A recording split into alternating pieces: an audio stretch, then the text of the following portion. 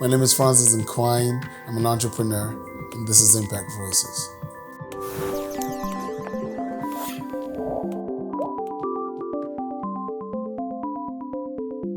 Hi, my name is Francis Nkwain, young Cameroonian, but define myself as an African exclusively. Impact to me is actually a word that is not about what you do, it's actually about who you are. And the richness that comes from the exchanges that we have with the people we encounter and the impression that we leave on their spirits. The word spirit in itself is an extremely valuable word in our African space. It speaks to values, it speaks to bonds, and by that, the word impact comes into that space to speak to that connection that we then build through these interactive moments or projects that we have with people, communities sometimes. As an individual, I've invested a lot of my time and energy in sport, in particular, football, because I considered it a low-hanging fruit in the sense that it was a vehicle via which we could accompany the development agenda for Africa using a platform, a product that is easily consumed.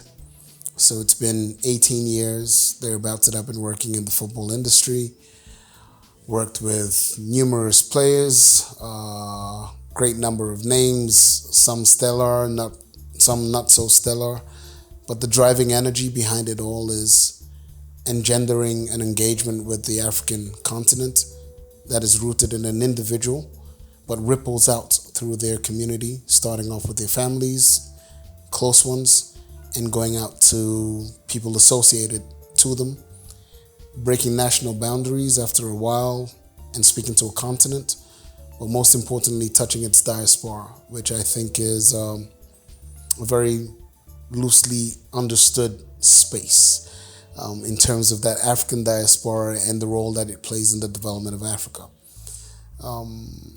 Speaking specifically of a project, over the last 10 years, this year I celebrate 10 years of a project which I launched in 2010, therefore. It's called The Best of Africa. And we created The Best of Africa as a platform to celebrate the talent and the contributions of Africans in the diaspora, particularly in the United Kingdom, where I've spent the last 25 years. And I think there are a lot of lessons we can learn and a lot of contributions that we make in that space that doesn't get heralded enough. And so we created this platform to champion these causes, to share these narratives. But its main rooting is in philanthropy. And philanthropy in itself is a very spiritual space because it is about sharing, it is about giving, it is about impacting people. And the truth is the vast majority of Africans have the concept of philanthropy embedded in their spirits because we share, we give, we do, not because it's a must, but it's because it's who we are. What I found out 10 years ago was that a lot of the players, artists who are in the European diaspora, for example, do a lot of things with their time, their energy, and their resources. And we needed to create a platform that would help celebrate this. And so when the 2020 comes around, the challenge that we have at present is, how do we do this year 10, for example?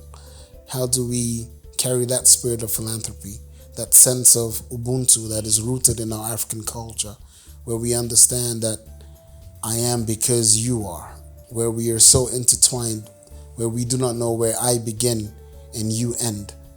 How we bring that into this period of crisis and celebrate without necessarily sharing physical spaces. And I think the example that the pandemic has shown us is that we've been able as a continent to carry on this idea of impacting by allowing ourselves to be ourselves right through the challenges that we have by being ourselves at the same time. And so based on that, our 10th year, we're going to do digital things. So we're going to learn how technology in itself can come and impact Africa, and how Africa then can find its way to impact technology. And that's why we think things like impact voices are important, because they will fuse our African spirit with the power of technology today. My advice to somebody who wants to have an impact is just do. No matter how small the idea or no matter how big, the greatest thing is to do. A lot of us spend a lot of time thinking about how efficiently or effectively or how best something should be done, and it stops us from doing. Begin. As you go forth, the tools that you need will somehow find their way to you. With hard work, with dedication, but most importantly, starting. Just do it.